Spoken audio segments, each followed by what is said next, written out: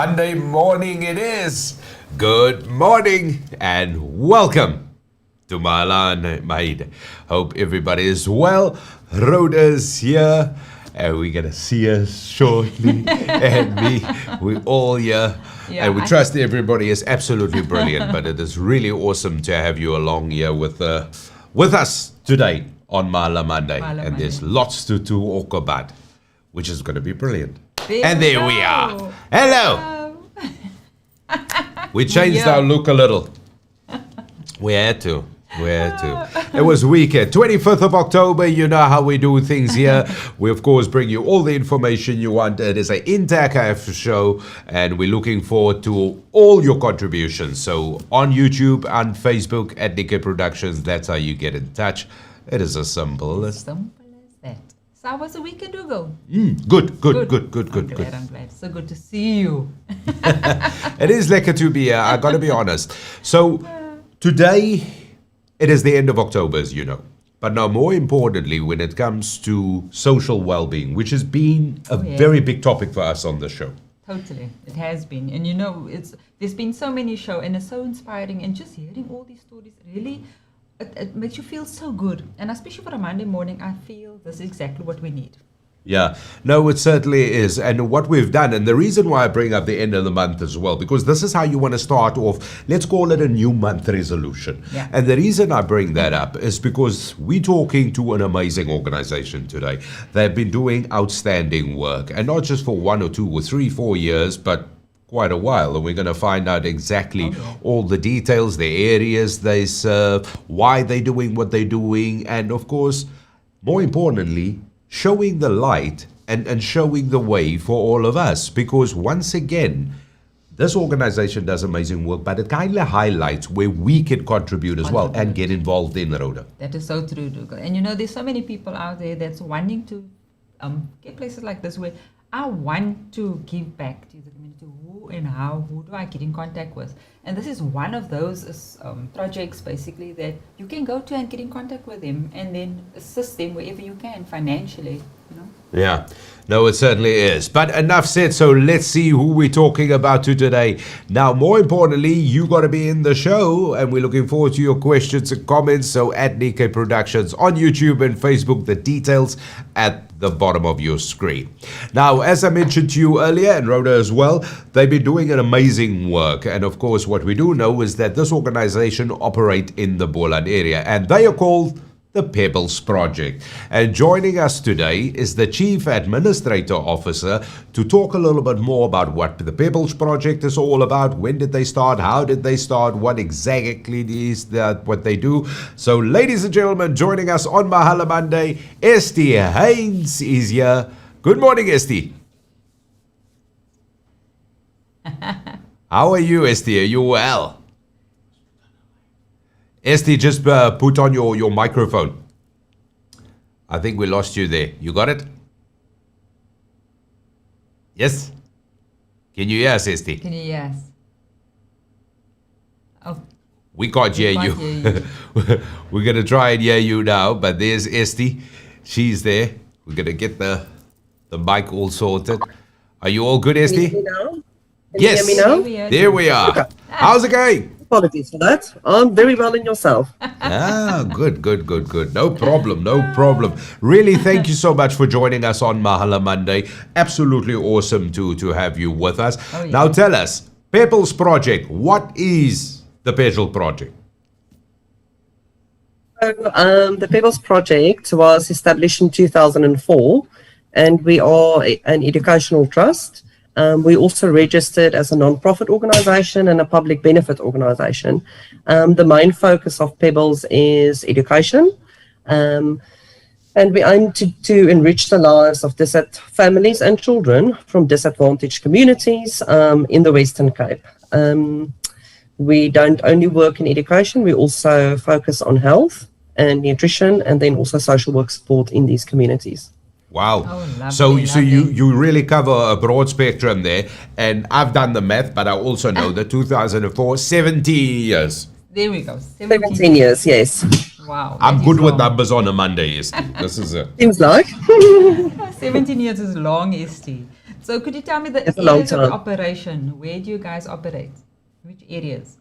We started out in Stellenbosch back in 2004, and then we branched out as soon as we established sort of a model that we can then reproduce or replicate in other areas. We then branched out to Wellington, Paul, we work in Klapmuts, and then all the way up to Citrusdal and Clanwilliam, but then also to the Hermanus side, to Hemel and Ade Valley.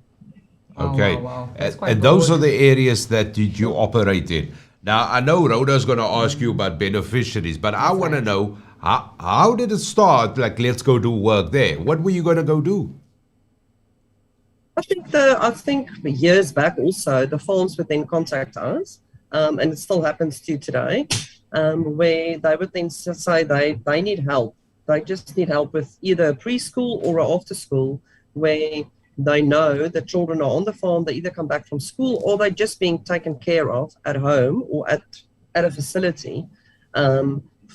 And being looked after by either a mother or just someone looking after these children. So it's more a daycare than an educational facility. So they would then contact us, and then we would then go in with our registered educational program, and we would then do training and so forth with these centers. But I think the main concern from farm owners, either wine farm or citrus farm owners, would always be they need help with an educational program and someone to basically run the ECD or after school club center for them.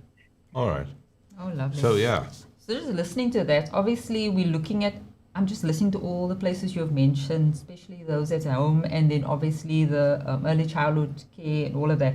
The beneficiaries, I'm just kind of trying to figure out in my head, how many beneficiaries does the Pebbles Project work with?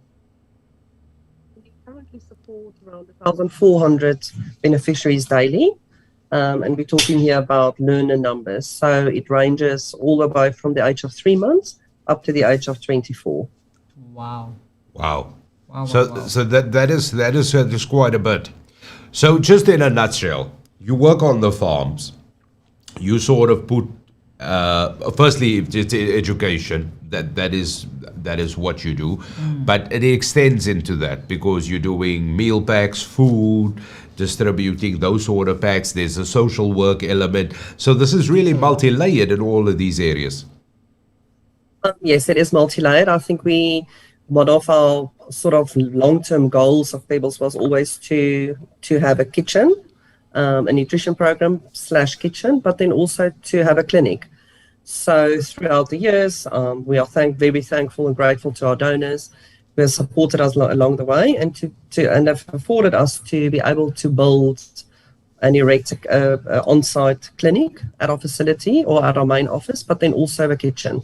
So we always say a hungry child can't learn and a sick child, unfortunately, also can't learn. So, yes, so it is very multi-layered. I think we work sort of holistically with a child through all the life phases of a child. So all the way from the first 1,000 days with a pregnant mother, from conception, then all the way to where they are gainfully employed citizens. Wow, okay. So I just wanted to find out about that because obviously you're doing these projects and then there has to be a point where, like you're saying, you're helping pregnant mommies, you're helping on the farms and that. And is there a point where your delivery, where you say, okay, no, fine, it's time for us actually to exit? Yes, we do exit from farms, and I think it's a good thing. I think people sometimes do frown if we do exit from farms, but I think if you've had the impact on the farm, and if they are then, I want to call it self-sufficient to carry on, the teachers are properly, the facilitators are properly trained to carry out the educational program, they then know what to do. I think it's then time to where we then get together with the farm and we would say, maybe it's time that then we then move on to supporting a different farm or a new farm and take them on board and then put them through, I wouldn't say the program or through Pebbles, if I can put it like that. Sure. So Esther, let me ask you this, based on that. When you leave, if you're serving a certain farm, because that is where the need is, and that is where your help is warranted, when you leave there, it is then the education goes, the social work goes, the feeding scheme. Does everything go, or do certain things stays in place? But now also when you exit the farm, I mean, this is done in consultation and in partnership. So surely it means that the beneficiary or the farm is now sustaining itself, that your help could be needed somewhere else. I think, yes, when we do exit, yes, I won't say we remove all our services, but most of it, yes. I think, like I say, by doing monthly training with the facilitators that works in the centers, at some point they become very capable to present these programs. So they already have the program. They might then call in services from a different social worker ad hoc if they need it. They might still form part of our nutrition program, but then it becomes a fee paying farm where they would then pay for the nutrition, because at this stage most of these services are offered for free. Okay. I want to jump in here with a question, sorry, because you speak about a fee. Where do you get your funding from? So most of our funding come from trusts and foundations. Most of it also from either the UK or the Netherlands. We have got very long-standing donors and funders in Europe. But then also we also receive funding from local farms, from government, like Department of Social Development, previously from Department of Agriculture, but then also individuals. Yeah. So you're getting funding. I mean, people are involved, and this is why it's absolutely brilliant talking to you. Beg your pardon? Sorry? No, I'm saying you're getting funding, and this is why it's brilliant talking to you, because whatever you're doing amazingly well for 17 years. Oh, yeah. For 17 years, you've gone from amazing strength to strength. And the one thing I like is that your approach to everything is layered. It's not just one thing. And by doing the one thing, it sort of highlighted other avenues where you could have supported. Rhoda? It's so true. And I'm simply loving that. And I'm thinking about that exit as well. Obviously, if there's one of those layers that's not needed, it can be removed and you can continue with the other layers as such, which makes sense. Yeah. I think it's also important to note that I don't think you can, I don't want to say build, but develop an organization and just do that for the next 20 years. I think needs change. We're not just always needs-based, but I think we've now basically gone through two restructuring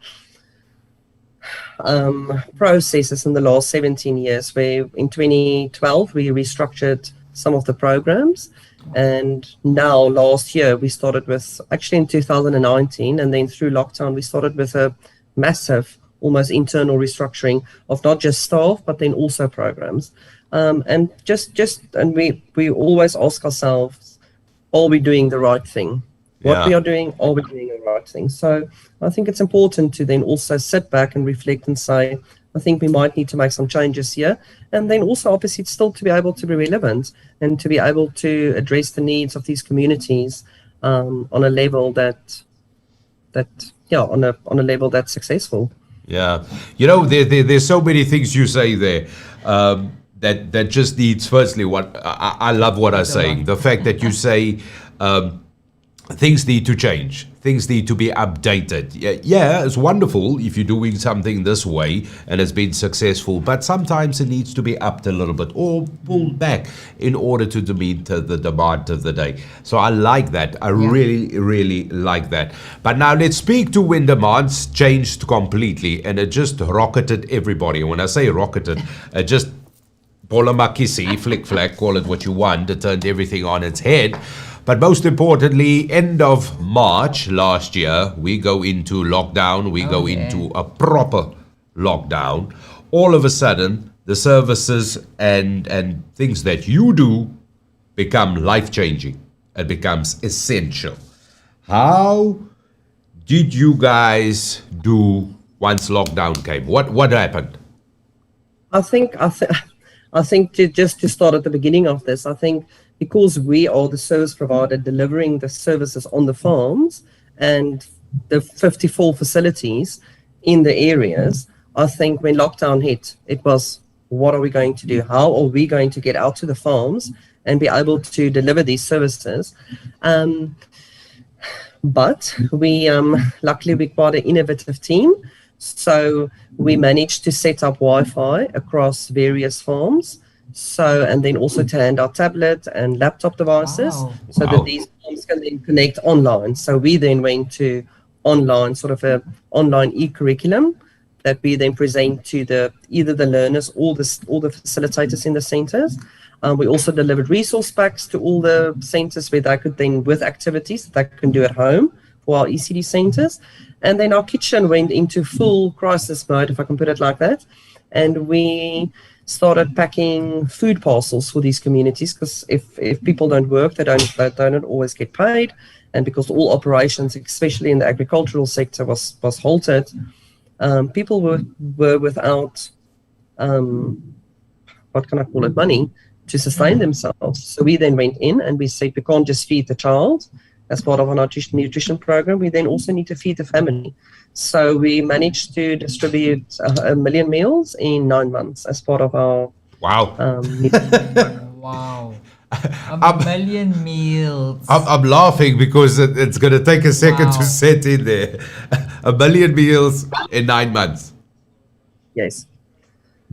Wow. Yeah, it's amazing. It's not just to our beneficiaries, but we also supported then other charitable organizations and other communities within the Western Cape area or region. So we've been busy, not been just sitting at home and watching Netflix, but we've been working. Here's the real thing about numbers, and numbers don't lie. The fact that you've done 1 million meals in a period of 9 months, all of a sudden my mind runs to, what if there wasn't 1 million meals in 9 months? How dire would the situation have been? That is where my mind goes to straight away now, because that is a significant contribution. What did you say? It's also important to note that through lockdown, we did receive funding from individuals like the Jannie Beton Foundation, for instance, and we then decided to also use those funds to subsidize meals during this last year, as we knew people are still getting back on their feet, and to say that instead of charging 5 or 7 Rand 50 for a meal, we would then say buy 1 Rand 50 and we will then subsidize the rest. So it's been ongoing. I don't think anybody will recover so soon from the impact of lockdown. But I think we grateful for our funders and our donors and supporters to allow us to do the work that we're currently doing.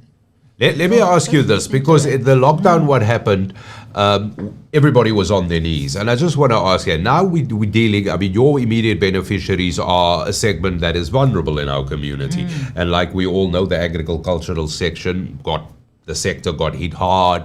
There was nothing happened. You yourself said it was difficult. There was no money. It was difficult to make an income. And we understand that.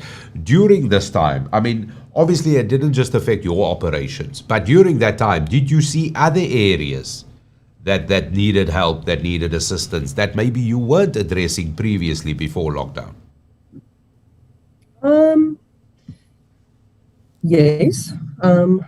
Like I said, I think other communities within our area then stood out, where we would then say, I think we are, like I said, we're still supporting now other charitable organizations, especially through our nutrition program, that were highlighted during that area or that time. I can't say that we identified any other needs, but yes, definitely. Sure. Yeah. It's just listening to you amazing now. work. Just listening to you now, and I'm thinking, everybody in the industry and basically in the world and in our country as well is talking about how this pandemic has hit us, and obviously, how did this affect you guys? I think funding-wise, we had a fantastic fundraising year, if I can put it like that. I think everybody poured their hearts out to the NGO sector, because they know the work that not just us do, but all the other NGOs in the region also. So I think from a funding perspective, we managed to raise quite a lot of funds, but then also We also obviously then were able to maintain our 70 internals or 70 positions within the organization. But I think from a education sort of side, it has affected us in quite a big way. I think you can't, if you can't have the contact time with the child, and that's especially what we roam ourselves on, then it makes it very difficult for a child to, want to say, move through the different educational phases within our programs. I think contact time within the centres was also limited because we had to obviously not isolate, but then obviously 1.5 meters from had to section the facilities off to say we can only accommodate half of the learners. Yeah. So I think that combined with e-learning and the fact that learners only go to school every once in a while, last year for instance and this year, and the fact that some of the farms were not operational, so they didn't bring their workers back, which means that their children don't attend the ECD centres, obviously is going to have a massive impact long term on the learner and the well-being. But yeah, we can't determine that now. But yes, it definitely had an impact. Sure. Wow. Sure. And we're looking at big numbers here that are beneficiaries. We're looking at big numbers. Now, I just want to move away from that because we're going to come back to that. But earlier you mentioned a kitchen and then you mentioned clinic. I heard you. You said kitchen and clinic. So you guys have a kitchen? Yes. That makes food. So we, years back, we only had a nutrition program, which is funded by a Dutch funder. And then one of the lifelong dreams was to establish a kitchen where we then cook our own meals. Because years back, we would buy it from a service provider, and then you can't have any control over the quality of the meals, for instance. I'm not saying it was bad. I just thought maybe we can do it a little bit better. And then, so we then established a kitchen. We built it. We got the funding for that. And the kitchen can now make 5,000 meals a day. Wow. So it's a full industrial kitchen, just off-site from our office, very, very close by. And we then deliver these meals to the Stellenbosch area daily, to Wellington and Hemelanade and Citrusdal. Our meals would then be distributed every second week. But basically the centres receive fresh food. It's frozen. They need to defrost it, but it's probably balanced breakfast and lunch meals. So, Esti, just to kill the curiosity in me, what would a meal be? Just give me a menu. Your breakfast would be some form of a porridge, for instance, oats, or it would be eggs, or it would be baked beans, for instance, on bread in the mornings. And then your afternoon meals would be something like a broccoli chicken, or it's always half starch, half meat or vegetables. But it would be like a chickpea and lentil curry. It would be sometimes fish. It would be bakes. It would be spaghetti bolognese, for instance. So it's all stuff that we eat. And yeah, the children seems to be loving it. So it's good. Yeah, sure. Wow. It's very good. Very good. Very good. Very good. Now the clinic. Let's quickly touch on the clinic. So the clinic is in partnership with CIPLA. I'm currently sitting in one of the pods. So we have got 4 pods where we have got 2 clinical nursing practitioners. So we dispense medication from here. We've got an oral hygienist. We've got a dentist that comes in a certain amount of hours per month. And the clinic services were established basically for our learners on the farms. So they could get all of that for free. So we do a lot of primary healthcare and a lot of wellness. But it's really about preventative healthcare, where we would like to identify diseases before it escalates, for instance. Yeah. But then also exactly the same with our oral hygienist. We do that to prevent dental problems later on in life. We also open the service for all our parents, which then pays a nominal fee to attend the clinic. And then we also service county fair, for instance. There's loads of other individuals that also then visits our clinic. But it's a state-of-the-art clinic situated basically on the farm and the waiting time is so much less than you would go to when you would visit a government clinic. We also provide a shuttle service where we would then pick up on certain farms on certain days, sick people or ill people, and then transport them in and then deliver them back to the farm. So, yes. Wow. Wow. Sure. I'm very impressed. Yes. I was going to ask you who are the customers, who are the people, but I mean we know, we've really covered that, and this might actually seem like a bit of a silly question, but I'm going to ask it anyway because everything you've said so far just seems to success that you guys as an organization have really, I mean.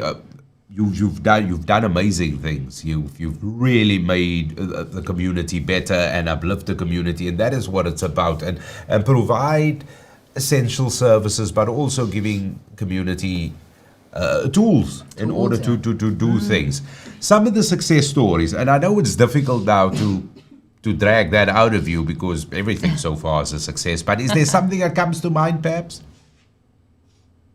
I think definitely our school in Yamala in Hermanus. We started off with an after-school club and an ECD center a few years ago. I would try to think now of the year, but in any case, a few years back. And the local government school that's situated next to the farm that we operate from closed down, and we then decided to take over those learners as there are absolutely no other way of accommodating these learners either in Hermanus or in Caledon. So our facility sits right in the middle on the Yamala Ridge Road. So we then built basically a school. We received funding for that, and we now accommodate 140 learners from the age of grade R to grade 7 that does the homeschooling curriculum.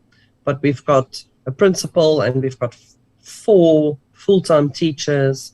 So it's an on-site, it's a school, and I think we've got our ECD center that feeds directly into the school. Wow. Yes, the school caters for farm work children, people that work on a certain farm, or certain farms. But yeah, it's amazing. I think I would definitely say that's one of our biggest successes.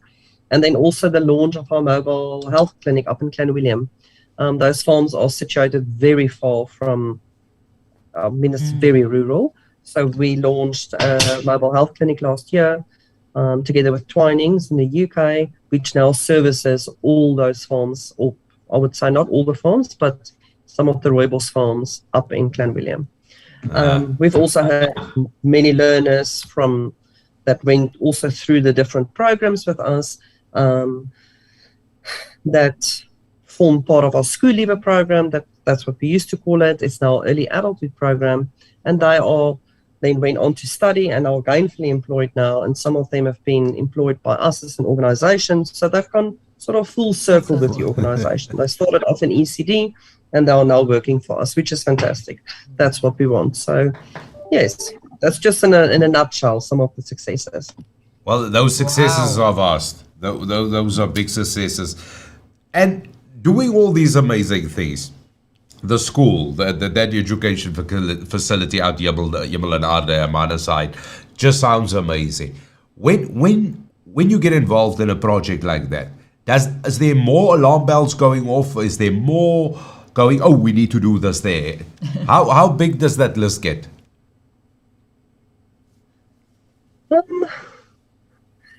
I don't think we will ever be able to stop the impact, if I can put it like that, or to put an end to the impact. I think the more you work, the more you see, and the more you want to do other sort of want to incorporate something else also in that area or in that sort of in that site. But yeah, I don't think it's ever just we're going to go in and going to deliver an educational program and we're going to see if there's maybe social work issues or problems. I think we always know it's full in and it's full support for many years to come. So yes. Brilliant. I mean, Esti, I've really, really enjoyed this and having this conversation with you. And there's a lot of listeners out there obviously listening as well, and they want to know how can they get involved. We always welcome any donation of any kind, any books or any toys that we can distribute to our facilities, or any food items to our kitchen. We get quite a lot of donations to our kitchen in terms of from Rhodes Fruit Group, for instance. But then also volunteering opportunities within the organization they can get involved with. They can go and have a look at our website, our numbers and email addresses, and everything is available there. But then we also have sponsorship programs. We've just launched an online shop.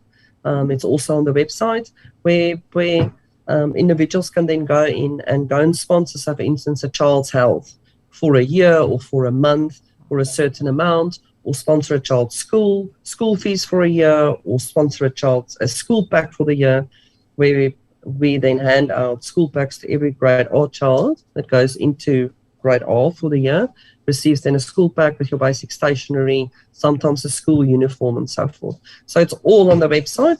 Please go and have a look. Please also follow us on Instagram.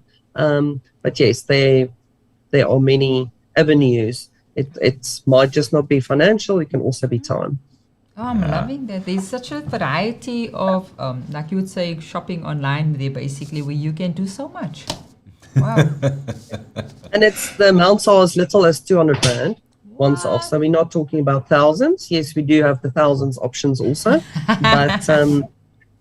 But for as little as 200 Rand, you can sponsor a child for a month. And that would then cover some of the nutrition, some of the educational fees for the child. So yes. Yeah. Wow. Esther, any closing thoughts from you?